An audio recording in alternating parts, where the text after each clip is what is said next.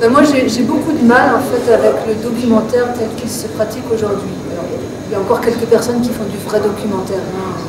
Il y a des gens qui font du super travail.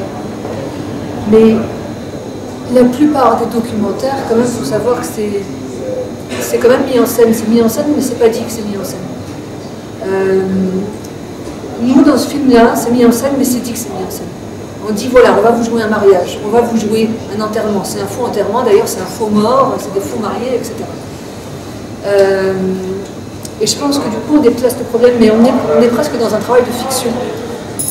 Et c'est vrai qu'un vrai documentaire tel que le spectateur, je sais pas si je suis très claire, souvent le spectateur il pense que c'est du vrai documentaire, c'est-à-dire que la caméra essaye de se faire oublier que les choses arrivent naturellement. Aujourd'hui, chez les INBA, ça n'arrive plus parce qu'il faut rester un an pour que les choses puissent arriver naturellement. Donc les réalisateurs provoquent, demandent, payent pour qu'il y ait une cérémonie, ou demandent qu'ils aillent chercher de l'eau, du bois, etc. Mais c'est pas dit. Je comprends bien qu'aujourd'hui, avec les moyens qu'on nous donne, les réalisateurs n'aient plus le temps, enfin, ils n'ont juste pas les moyens. On ne leur permet pas de rester plus de 15 jours, donc ils ne peuvent pas faire autrement. C'est vrai que c'est un problème, par contre, que ce ne soit pas dit. C'est vrai. Enfin, moi, ce qui m'intéressait, c'était de montrer que les INBA, justement, s'emparent de cet outil-là. Que ce ne sont pas que des arriérés qui gardent les chèvres. Non, ils ont une intention, ils ont des idées, ils s'emparent de cet outil qui est un outil de la modernité. Et je pense que c'est beaucoup plus valorisant sur l'image que ça donne des INBA et beaucoup plus vrai. Et les réduire toujours à ces éleveurs de chèvres, je veux dire, les INBA sont beaucoup plus que ça.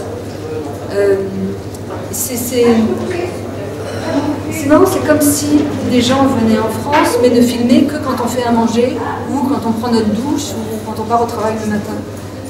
Mais il y a aussi tout le reste, quoi. Il y a toutes les questions qu'on se pose, il y a tous nos rapports entre eux, il y a tout notre humour, notre rapport au monde, comment on se comporte, et tout ça, je trouve que ça passe pas dans ces films-là, qui sont centrés sur la gestuelle en général, la gestuelle. Et c'est vrai que pendant ce tournage, ça a été un tournage très difficile, parce que le chef-op, par exemple, n'arrivait pas à sortir du gros plan de la main.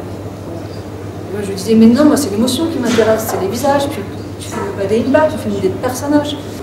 En fait, bon, je trouve que c'est aussi le mien, mais c'est le premier film que je vois sur les INBA dans lequel je reconnais, moi, ce que je vis chez les INBA.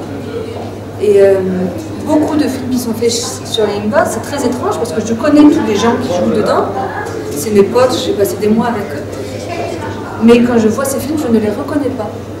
Et je crois vraiment que c'est la manière dont ils sont filmés en fait, qui me les rend lointains, étranges. J'ai l'impression qu'ils font des trucs bizarres, alors que c'est des rituels que je connais par cœur. Et je crois que c'est vraiment une question de positionnement de la caméra.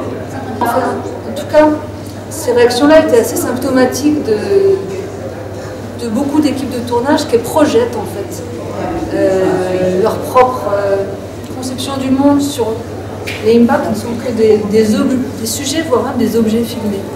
Mais c'est pas des... Ils font pas des films avec, enfin je veux dire, ils ne s'intéressent pas à savoir ce que les bars ou les vendredis